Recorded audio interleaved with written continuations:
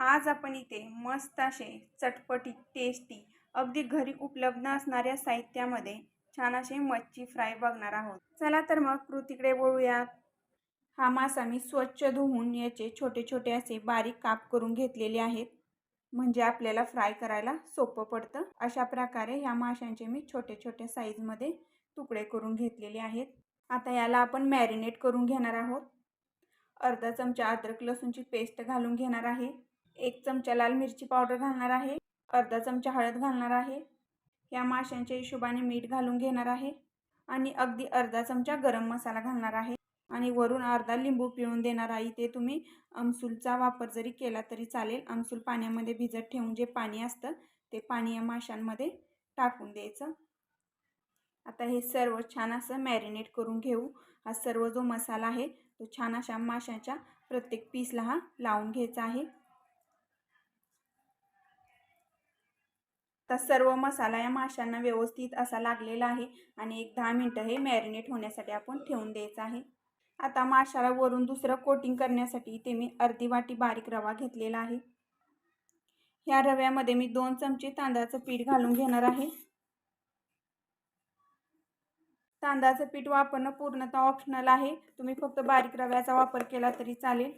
आता याच्यामध्ये 1 चमचा लाल मिरची पावडर टाकायची आहे। अर्धा चमचा हळद टाकणार आहे। आता फक्त या मिश्रणापुरतंच आपण मीठ टाकून घ्यायचं आहे। आता हे सर्व आपण व्यवस्थित असं मिक्स करून घेऊया। हे सर्व व्यवस्थित असं मिक्स करून मी घेतलेलं आहे। आता एक 10 मिनिटं झालेली आहेत आणि मासा व्यवस्थित छान असं मॅरिनेट झालेला आहे।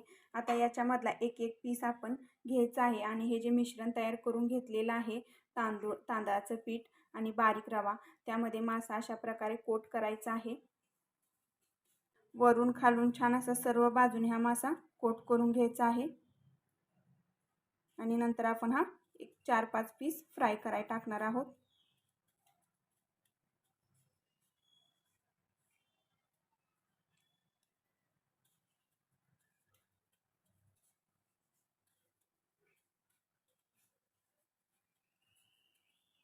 अशा प्रकारे माशांचे 4 ते 5 पीस मी छान असे कोट करून घेतलेले आहेत। आता हे आपण फ्राय करूया। इथे मी पॅनमध्ये तेल टाकून घेतलेलं आहे। तेल छान गरमही झालेलं आहे।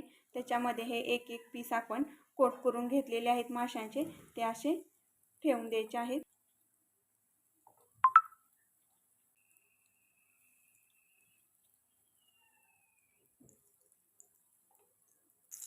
आता गॅसची फ्लेम मीडियम करायची आहे आणि मीडियम फ्लेमवर एका साईडून 2 ते 3 मिनिटं आणि दुसऱ्या साईडून 2 ते 3 मिनिटं असे हे मासे आपण फ्राय करून घेणार आहोत। आता एक 2 ते 3 मिनिटं झालेली आहेत आणि एका साईडून मासा फ्राय झाल्यानंतर आपण पलटी करून दुसऱ्या साईडूनही असा फ्राय करून घेणार आहोत।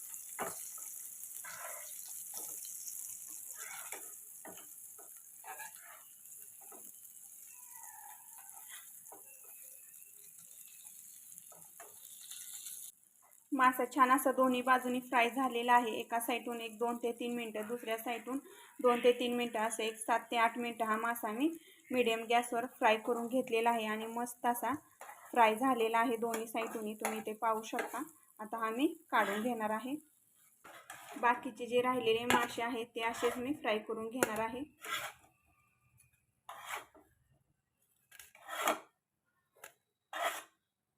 इथे मी एका प्लेटमध्ये हा सर्व मासा सर्व करून घेतलेला आहे। हा मासा तुम्ही चपाती बरोबर खा किंवा गरम गरम फुलक्या बरोबर खा, अप्रतिम असा हा मासा लागतो। या माझ्या चॅनलवरचे व्हिडिओ तुम्हाला कसे वाटतात कमेंट्समध्ये नक्की सांगा। व्हिडिओ आवडला असेल तर व्हिडिओला लाईक करा, शेअर करा। चॅनलवर जर तुम्ही नवीन असाल तर चॅनलला सबस्क्राईब नक्की करा।